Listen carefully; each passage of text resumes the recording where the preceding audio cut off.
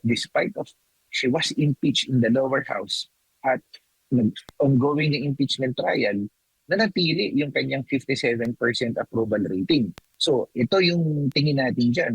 With the ongoing impeachment trial at pag nag-run ulit ng another survey ng kahit na sinong survey firm. Ito yung pinakamalaking tanong dyan. Makaka-apekto ba ito? Bababa ba? Mamimaintain ba? Or tataas ang kanyang approval rating considering na lumabas yung ibang mga usapin at mga ebidensya patungkol doon sa aligasyon sa ating ikalawang Pangulo. So dito natin malalaman or masusubukan yung presensya ng support ng ating ikalawang Pangulo in terms of her trust and approval rating. Kasama natin ngayon via Zoom si Professor Eric De Torres, isa pong political analyst. Prof, magandang umaga. Almar, MJ po sa Puso ng Bayan. Good morning, sir. Magandang umaga po, Sir Almar at Sir MJ. Opo, in a political frame, ano ang masasabi po ninyo doon sa pagharap ng NBI kahapon, ng NBI chief? Meron pong isang House prosecutor nagsabi, balyena daw po yung ebidensya. Balyena nga ba talaga, Prof? Politically speaking, Prof? Well, nagulat din tayo na parang yung manner na kung saan yung takbo ng investigasyon patungo doon sa mga sa akusasyon tungkol kay VP Sara na kung saan isang pamilya yung tinutumbok ng investigasyon at hindi lang ito isang pagbabanta pero nakatuon sa isang pamilya which is yung pamilyang Duterte na kuha doon sa konteksto ng speech ni Mayor Sebastian Duterte at yung dating press conference ni VP Sara. So kung makikita natin ang diskurso dito ay sapat ba yung tamang term na yung paghingi ng ulo, pagkuha ng ulo doon sa kanilang mismong statement, yung paraan kung papaano ito talaga masasabing grave threat. So talaga ngayon, mabigat yung diskurso pa rin din at lalo na pagdating doon sa pag-cross-examine dito sa bagay na ito. At binigyan din ng diin ni NBI Director Matibag na this is an ongoing investigation. At ang investigation na ito, base doon sa binuo nilang parang Special Investigation Committee, ay aabutin pa nga ng 3 to 6 months. So kung open at ongoing investigation siya, marahil yung katulad nga nung obserbasyon natin doon sa pag-cross-examine sa kanya is pwede bang sabihin na premature yung kanyang pagharap dito sa impeachment trial, gayong hindi pa ganun ka-conclusive batay doon sa pag-cross-examine sa kanya since ito nga ay open at ongoing investigation. Opo, so masasabi natin, Prof, based po sa inyo pong assessment na nakatuon sa isang pamilya, tandaan natin na-mention po kahapon ICC, witness, affidavit. Sino ba yun? Las Cañas, self-confessed hitman. Alam naman po natin, target niyan si former President Duterte. Aside pa, kay Mayor Baste at sa ICC na binanggit, kasama rin po sa bank records na pinasabi na po, ang second gentleman na si Attorney Mans Carpio. So isang pamilya talaga, Prof. Hindi lang ang VP, kundi ang pamilya Duterte. Sir. Yes, tama po kayo dyan. So isang pamilya yung tinutukoy, kaya nga po mahalaga at dito po sa pagkakataong ito, napakahalaga ng pag-cross-examine ng depensa dito sa mga witness na ipepresenta. So kung makikita ho natin yung framing at saka yung patumbok doon sa pag-question ng credibility din ho ng mga witnesses, dito ho natin masusukat at malalaman kung credible ba at talagang di punto yung kanilang mga sinasabi patungkol po doon sa akusasyon nila, hindi lang ho kay VP Sara kasi lumabas po kahapon na parang iisang pamilya po yung tinutumbok base doon po sa investigasyon na sinasabi ni NBI Director Matibag. At yung punto din ho na itong sina Las Cañas at saka yung ibang mga witnesses pa, dito ho masusubukan ang kanilang kredibilidad sa kung paano talaga at gaano ka tibay ang kanilang mga sinasabi patungkol ho dito. Sir, nakatatlo na pong personalidad mula sa NBI ang naging testigo po sa unang bahagi ng Senate Impeachment Court, yung kanila pong impeachment trial laban kay VP. Ano po ang assessment mo, sir, sa tatlo na mga taga-NBI po na humarap kahapon po, huling witness, si Attorney Melvin Matibag? Well, of course, yung sa tatlo, makikita ho natin na may consistency naman ho dun sa kanila hong sinasabi. Pero ako po kasi kung ako ho ang tatanungin, pagdating ho na masuri natin itong titignan, nung tingin ko ho na-authenticate na ho nila yung video, kung titignan natin ito sa pangmalalimang perspektibo, nung na-authenticate na ho nila yung video, tingin ko dapat nag-move on na ho sila dun sa ibang articles. Kasi kung na-authenticate naman po nila at in open record, masyado ho kasing nagiging technical at makakaluan pa ho ng ibang bagay na mga tingin kong hindi naman na ho dapat na mga on the side issues. So, yun ho yung tingin ko, no, maganda ho nung na-authenticate, klaro at inadmit ho ng magkabilang panig na indeed authentic ko yung video at na-access naman ho siya openly in publicly. So, tingin ko mag-move on ho doon sa iba kong articles kasi kumakain ho ito ng ibang oras. At maganda rin din ho na-note din ho ni Senator Presiding Officer ho na sa susunod na linggo, simula sa susunod na linggo, magbabago na ho yung oras ng impeachment at gusto ho natin itong bigyan ng punto kasi kung 10 to 2 o 10 to 3 ho, very welcoming development ho ito para mas makapagtuon naman ho yung ating ho mga mambabatas doon sa iba ho nating mga importanteng trabaho at kanilang ibang legislative work. Kasi kung mapapansin ho natin, kinakain ho ng mahabang oras at panahon nitong impeachment trial, itong iba ho nilang mga trabaho po. Sa Senator Judges, kung kayo po ang tatanungin, sir, anong assessment po ninyo? Yung bang Article 4 grave threat, tingin nyo, in a political mindset, ito ba ay enough to convict the Vice President base po sa testimonya ng mga taga-NBI in the past few days? Ako, kung titingnan ho natin, tingin ko po hindi. Kasi makikita ho natin na parang talagang, siyempre po, pwedeng bugso ng emosyon, and so on and so forth, beyond the legalities. Pero kung sa akin hong pagtingin, ang pinakamabigat ho ay sana nagtuon o nag-focus po sila sa iba hong articles. Lalo na ho, yung usapin doon ho, halimbawa sa bank records. Kasi kung meron ho mang mabigat, yun hong unexplained wealth po ang talagang labanan o talaga hong mabigat na akusasyon base ho dito sa apat na articles na to. So kung sa akin hong pagtingin, mas strategic ho kung inuna ho itong usapin pagdating ho doon sa unexplained wealth at hinuli po ito. At kung mapapansin ho natin, umabot po ng halos 5 o 6 na araw pag-authenticate pa lang at masyado hong naging legal o technical ho, itong time-consuming ho. So, I would rather na kung ako ho, doon ho na sa unexplained wealth para magkaalaman ho talaga. At sinabi naman din ho ng depensa pagdating dito at pinasuplina at pabubuksan ho itong records na to, handa naman po ang depensa. At ito din ho, magandang pagkakataon na rin din ho ito na talagang maipaliwanag po ng kampo ho ng ating bise kung wala ho talagang itinatago. Pero yun din ho yung kailangan din ho nating puntuhin ho na in terms of technicalities po, nagdesisyon ho ang impeachment court na pabuksan ito o isupina ito. Pero may sa kabilang punto may argumento din ho yung panig ng depensa na hanggang saan yung saklaw ng batas, considering nga po na una, dapat ho bang isama yung hong panahon na hindi pa po vice-presidente ang ating pong vice-presidente na siya po ay mayor. Unang punto ho yan.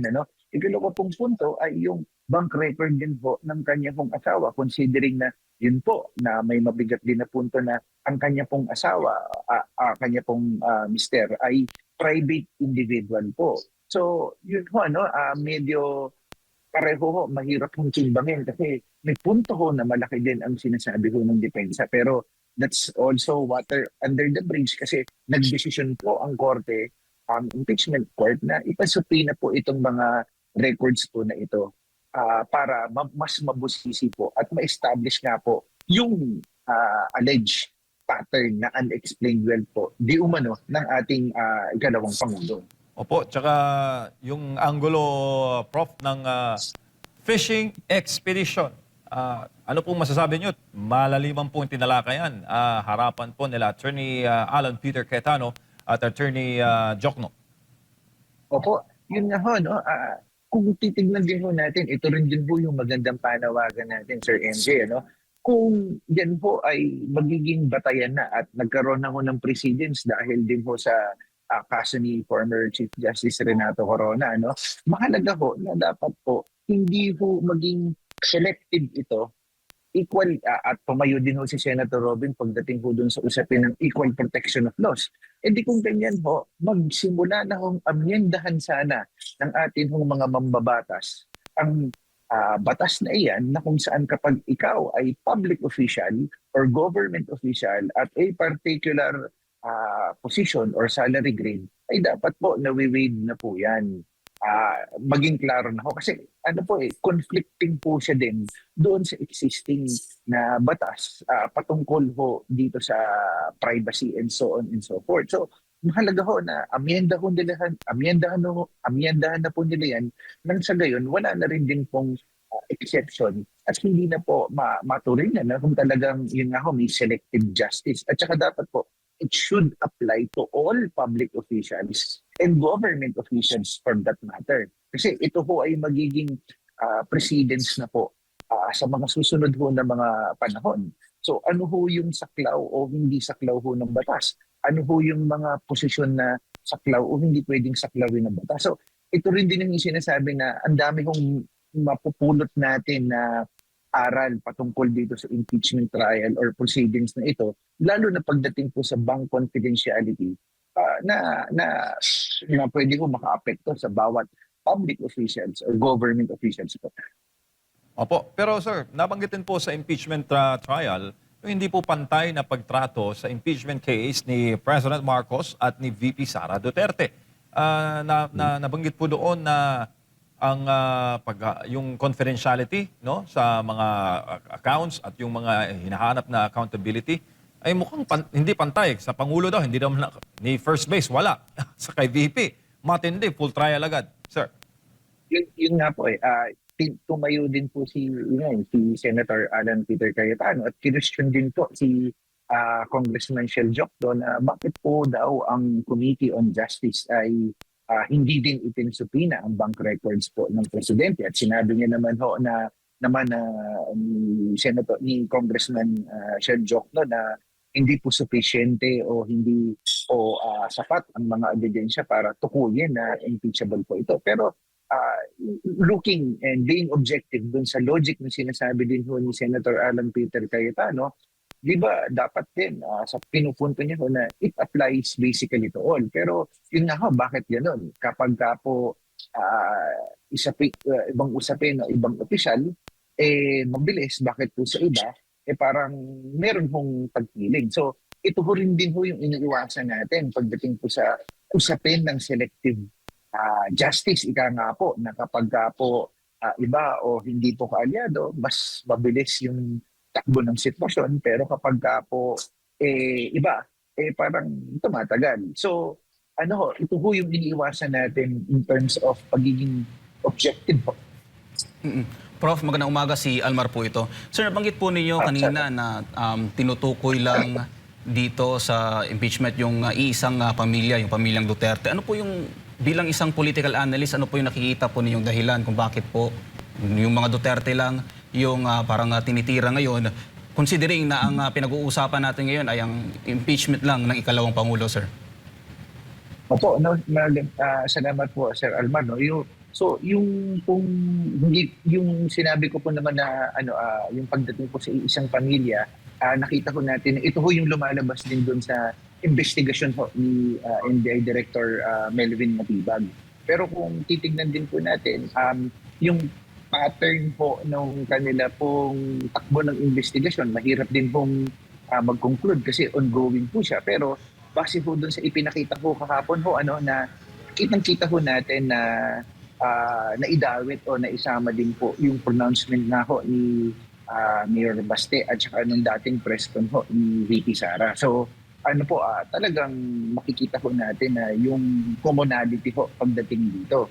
So pagdating mo dyan, mahirap din hong mag-conclude pa kasi ongoing po yung kanilang investigation. Pero it seems na yung pinupunto ho ng investigation ay nakatukoy sa iisa hong pamilya. And para sa isang observer ho at mga common na tao, hindi ko natin maiiwasan na ito ba ay usapin politika o usapin na dahil po yung hindi ho pagkakaunawaan o yung matagal ho yung pag-fall apart ho ng alyansa at ng relasyon ho ng administrasyon at saka ng BP ay talaga hong maisa sa alang-alang at talagang yun ho yung magiging spekulasyon ho ng taong bayan kasi it seems na yung manner ng kung paano ho nadadawit at nakikita yung pamilyang Duterte pagdating ho dito.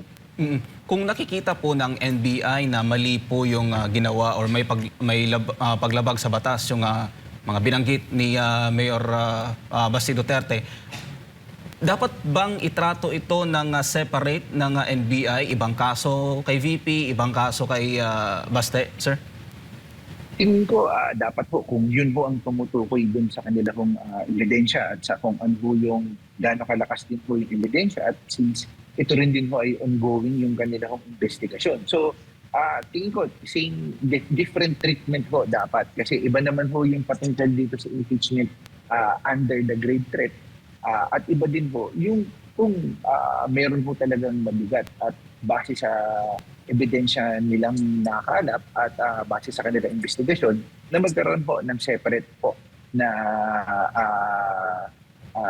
pagsampa kung meron man kung ano man yung kalalabasan ng kanilang investigasyon kay Mayor Baste. Sir, so far sa paglantad ni NBI Director Matibag, meron po bang nailabas na pasabog, sir? Tingin ko, kung ako po yung papansin ko, no, it's just a reinforcement po doon po sa mga unang dalawa pong witness coming from the same agency. So, tingin ko, nire-reinforce and pag-reiterate naman po ni Director Matibag na ongoing yung investigation, may investigation po, pero yun nga ho, yung pag-question po ng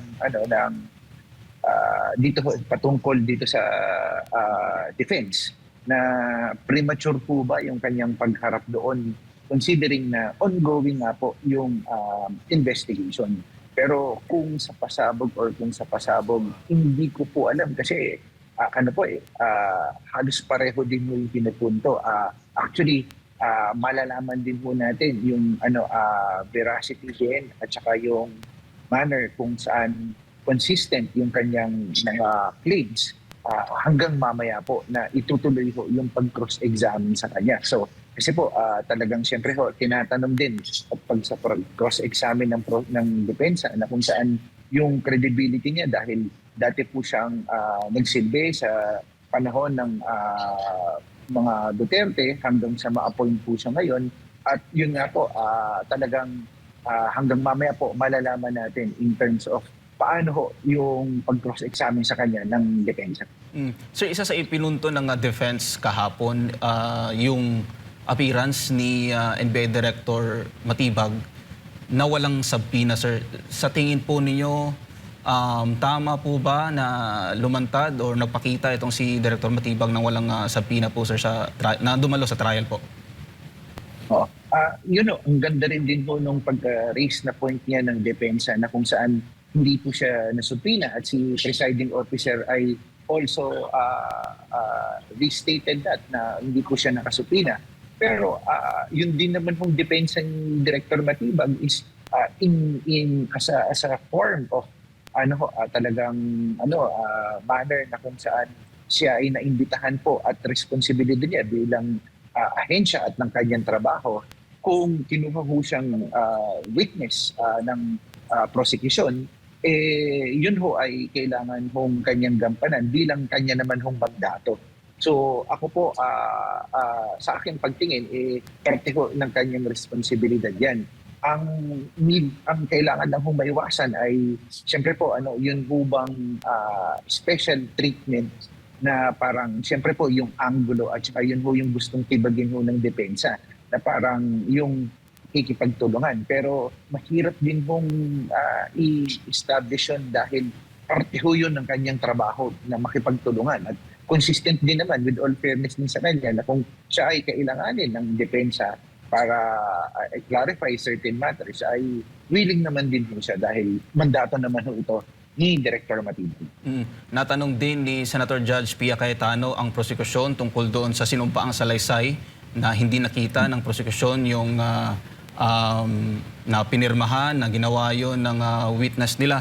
Sa tingin po niyo, sir, hindi po ba ito insulto sa batas considering na binigyan sila ng tamang o sapat na panahon para ilatag yung kanilang mga ebidensya, sir, dito sa trial?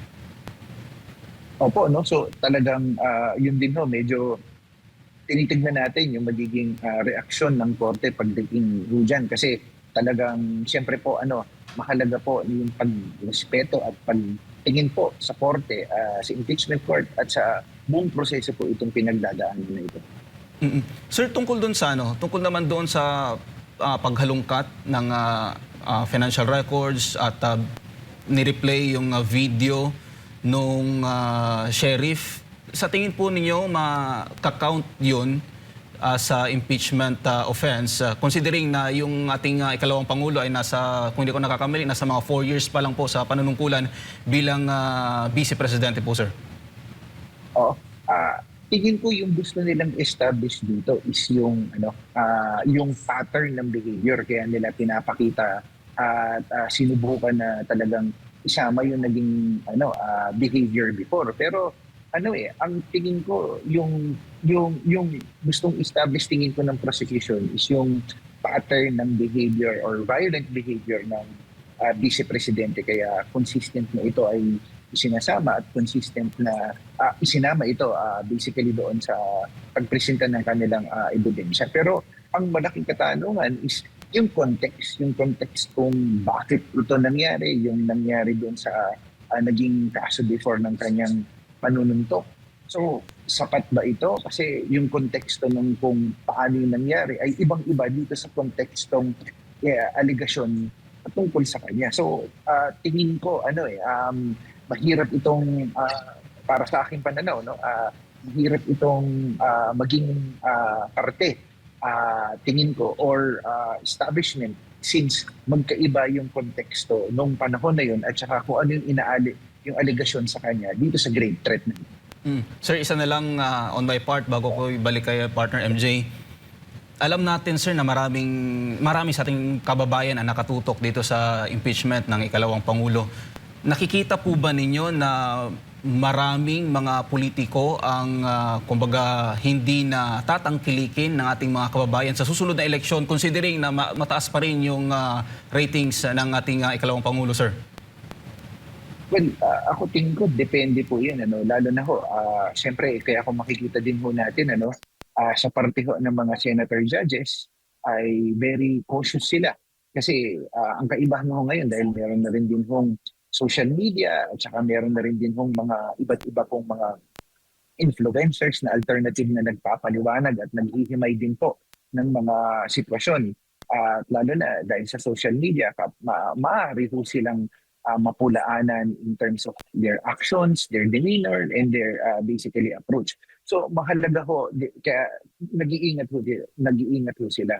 Pero more importantly ho, yung pagtingin ho natin dito is, of course, yung political impact ho nito. Kaya very cautious ho sila sa maaari ho nila maging desisyon, sa perception ho ng taong bayan, at higit ho sa lahat, yung factor kung sila ho ay magiging re-electionist ho by 2028 sapagkat base sa recent survey, ang approval rating ho ng ating Pangulo ay napakataas na 57% at 84% po kung di ako nagkakamali ay nanggagaling po sa area ng Mindanao at mga more or less 27 or 20+% po sa parte ho ng Visayas. So ito ho ay napakalaki at very important support base sa parte ho yan kung ako ho ay isang re-election senador.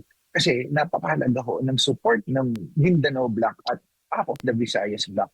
Kung ako man ay nag-iisip na tumakbo for a higher office, or mag-seek ng re-election for 2028. Sapagkat alam naman ho natin na hindi mapagkakaila na very consistent at kahit ho sabihin ho natin na yung period ho nung kinondak ho yung survey ay yung kainitan ho na na-impeach sa lower house ang ating hong ikalawang Pangulo, and despite ho that, napakataas pa rin din po at lumabas ang 57% overwhelming approval rating ng ating hong Vice Presidente. So napaka-laking halaga ho yan in consideration po of how the public perceive the Vice President po. Pero Prof, si MJ po ulit, siya po ay hinihiring ngayon na sa trial na kasalang sa akusasyon po ng betrayal of public trust. Pero iba po ang sinasabi ng public survey. Prof. Yes, yun nga ho yung gusto kong bigyan din natin ng emphasis dito, with this betrayal of public trust at halfway. So yun, na-impeach ho siya.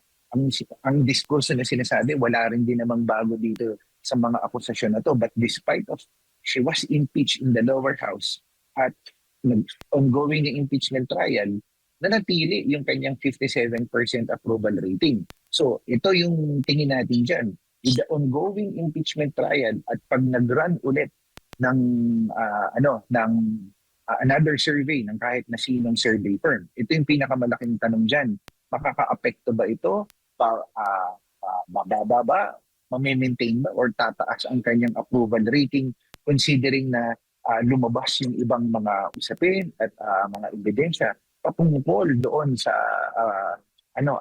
aligasyon sa ating ikalawang Pangulo. So dito natin malalaman or masusubukan yung presensya ng support ng ating ikalawang Pangulo in terms of her trust and approval rating. Pero as it is, talagang hindi tugma itong aligasyon sa kanya versus sa perception o pagtingin ng taong bayan patungkol sa approval rating ng ating ikalawang Pangulo. Opo, at sinabi po ni dating prosecutor, Congressman Neil Tupas, panahon po ni CJ Corona, na kung madadrag o mas mahahaba pa po itong impeachment trial, mukhang papabor pa ito sa depensa o sa kampo ni VP Sara Duterte. Kung magkakaroon po, kung madadrag, sir, kasi sa kanila pong huling pagtaya, kung magpapatuloy po ganito kabagal yung pagpapalit ng witness per trial day, abutin daw ng 1 year and 5 months. I-eleksyon na po sa susunod na taon. Anong tingin mo doon, Prof? Kung magdadrag palalo itong impeachment trial, who would benefit? The defense or the prosecution? Well, from a political vantage point mas pabor ho ito pagdating ho sa depensa sapagkat habang papalapit na po ang eleksyon, the narrative, ito yung laban ng narrative na kung saan syempre una hong nagdeklara, tandaan ho natin, una hong nagdeklara sa pagtakbo ng pagka-presidente ang ating ikalawang Pangulo po. So, siyempre pagdating ho sa ganyan naratibo, sa perception ho ng ating mga kababayan, sa pagtagal ho niyan at saka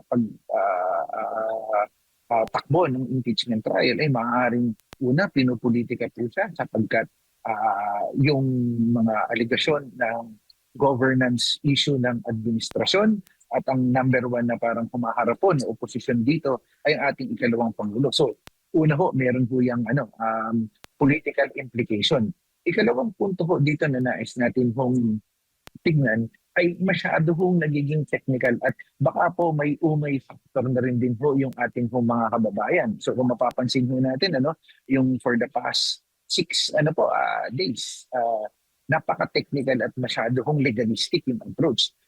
Mahalaga din ho na gamamit ho sila ng lengguwahe at i-trim down ho yung mga ebidensya at saka yung mga witnesses na kung saan mas formidable at tandaan ho natin ang impeachment court o impeachment trial na ito ay hindi po very legal dapat ang treatment kasi ang tingin ho natin dito dapat ho mauunawaan ho ng ating mga kababayan. So mahalaga po na talagang gumamit tayo ng lengguwahe na mas maintindihan ho ng ating taong bayan at yun nga po pagdating ho sa huli, tingin ko pag tumagal ito mas papabor ho ito sa depensa. Kasi to begin with, ang burden naman ho ay nasa prosecution. So pagdating po niyan at sa gitna ho ng umabot ho ng isang taon ito, nag-run ulit ng survey despite po ito at napanatili ng ating ikalawang Pangulo, ang numero na ito ay talaga hong politically mabigat po ito at magdadalawang isip po siguro ang iba hong mga politiko na may pag-re-election and at the same time who would like to vie for higher office considering na mataas po ang popularity ng ating hong ikalawang Pangulo. So yun din po yung gusto natin bigyan ng emphasis. Yung popularity niya po, ibang-iba po sa popularity ng Corona impeachment versus Sara Duterte or Vice President Sara Duterte impeachment because of that political capital and political popularity of our Vice President. Opo, year 2011 po, December, nagkaroon po ng pagdinig na impeach po si former Chief Justice Corona sa House of Representatives. Siya po ay na-convict May 29, 2012. Noong panahon na yun, Prof, mukhang TV is king eh. Pero ngayon po, iba na po ang information landscape kasi sa impeachment trial, ito po ay digmaan ng persepsyon.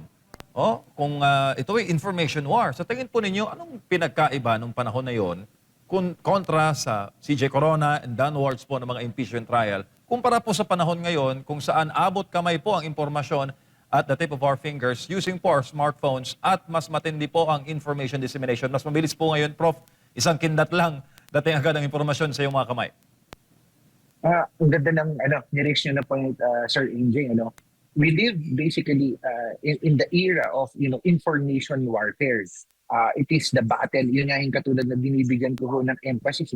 It is basically a challenge with regard to the narrative. It's a public perception game. So yung dati kontrolado ng mainstream media basically kasi sila yung number one source of information before. So yung nangyari kahapon, lalabas yan sa susunod na araw o susunod na mga araw, doon pa lamang mahihimay. Kasi yung nakatuon is nakaangkla tayo doon sa traditional media. Ngayon hindi, real time. Kaya kung mapapansin natin, yung pagiging cautious ng mga senador ay nakaangkla dito sa real time situation na maaaring makuha at maobserbahan sa kanila.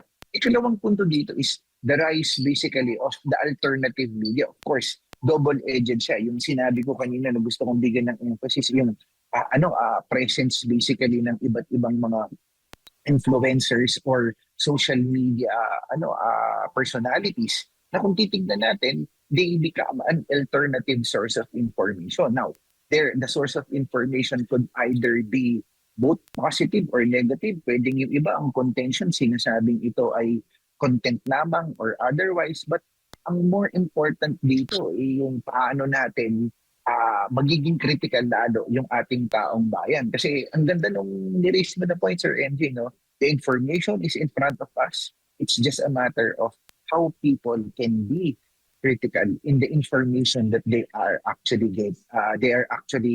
reading, and at the same time the source of information. So mahalaga din ho yan saan at kanino yung pinanggagalingan ng impormasyon. So yun ho yung game changer. It's basically the age of information technology, especially with these various social media platforms. So napakahalagang ito yung game changer tingin ko sa panahon ngayon at sa panahon ng nakalipas na impeachment ni case or trial ni former Chief Justice Renato Coron. Alam mo, Prof, ang resulta niyan, yung mataas na survey pa rin ni VP. Do you think ganun ang survey results kung ang tao ay nakasalda lamang sa TV at television at radyo sa pag-monitor po ng mga balita kaugnay po sa impeachment? Di ba, Prof? Yeah, yun din yun. Nagiging critical din tayo kasi may alternative that basically challenges what information is actually being given. So again, being informative and all, and the information is very important in terms of how the people curb yung perception, lalo na in a digital age na meron tayo ngayon, di ba? So ang daming nagpapaliwanag, ang daming personalidad na nagpapaliwanag, and it becomes, important, key consideration in building the narrative and curbing the perception of the people. So, kung isa lang yung, o mangilan-ngilan lang yung magiging source of information before, so it could curb and it could affect. Pero ngayon, talagang information overload. Maraming alternative sources of information. That's why it's imperative na talagang yung maging critical tayo. And tama kayo, it affects basically on how people perceive. And at the same time, then, kung tingin natin, meron talagang mga steady supporters ang mga Duterte, especially Mindanao Black, because of accomplishments, because of test of leadership and character na hindi na maipagkakaila. Kaya the Mindanao Black or area has seen and witnessed and more importantly experienced the kind of leadership that they have had from the past. So talagang ito yung mga talagang solid supporters na hindi mo na hindi mahirap nang ma-curb basically kasi steady yung numbers na lumalabas as per survey na kinoconduct. Consistent, hindi bumababa ng 80% ang Mindanao Black. So that says it all.